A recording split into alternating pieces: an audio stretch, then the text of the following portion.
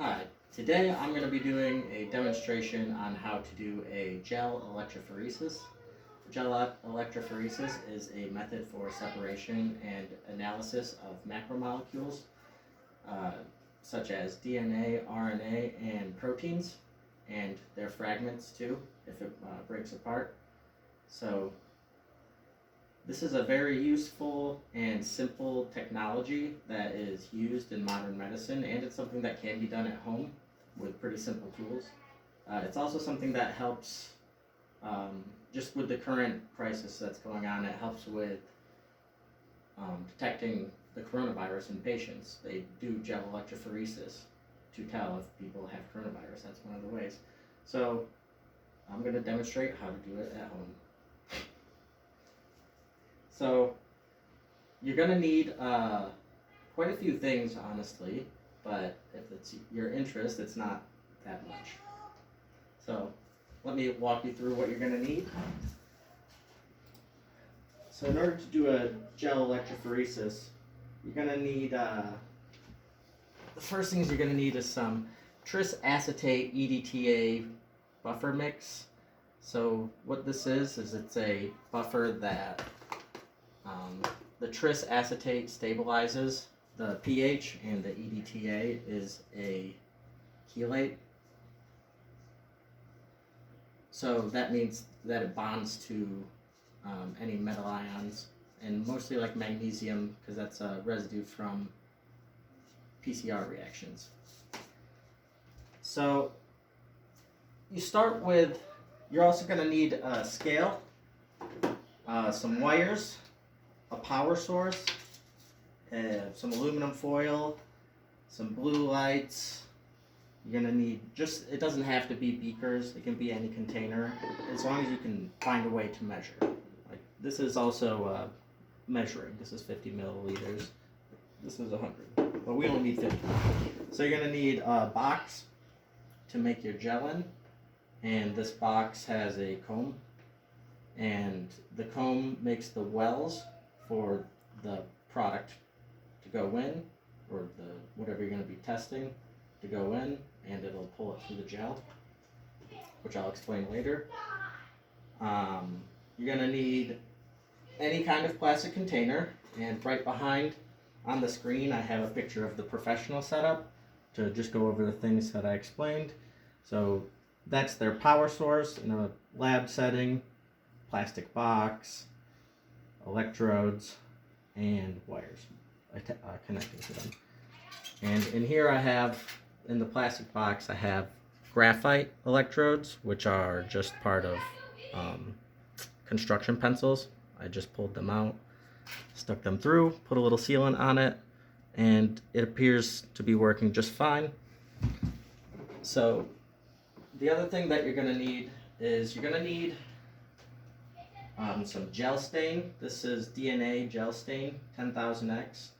It is ethidium bromide, and what it does is it bonds to the DNA as it goes through the gel and makes the DNA visible by fluorescence. So this is a loading buffer. This is what you're going to mix your DNA with to put in the wells, and it has some glycerol in it and a DNA safe dye. It's not a dye, a DNA safe pigment. And the glycerol helps it settle into the well because it's more dense than water.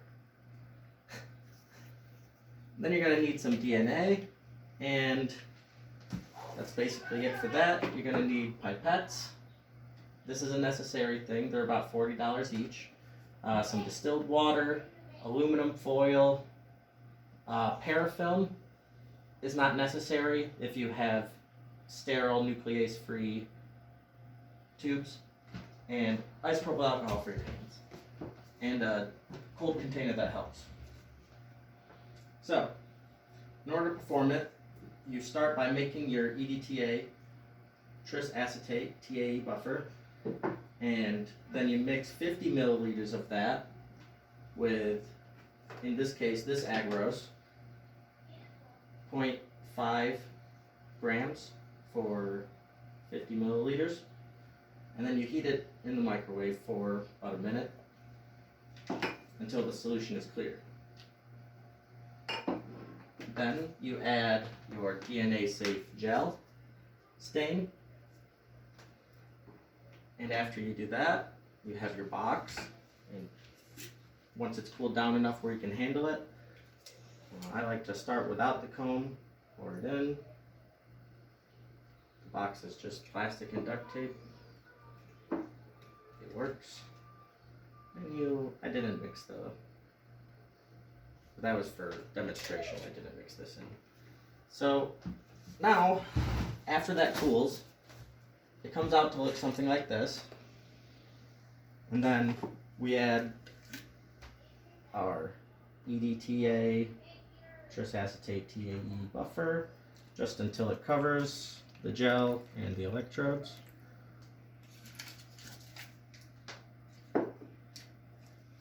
And then we take our DNA, and this is pre-mixed with the loading dye. So this is what the DNA looks like. Then you mix this with the loading dye, and this is what it looks like after you mix it.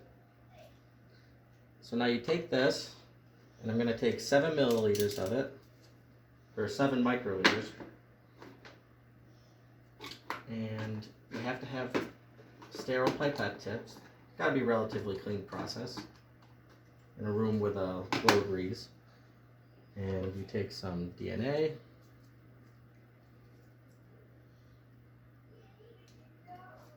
in this case DNA, like I said, it could be other types of macromolecules, and you delicately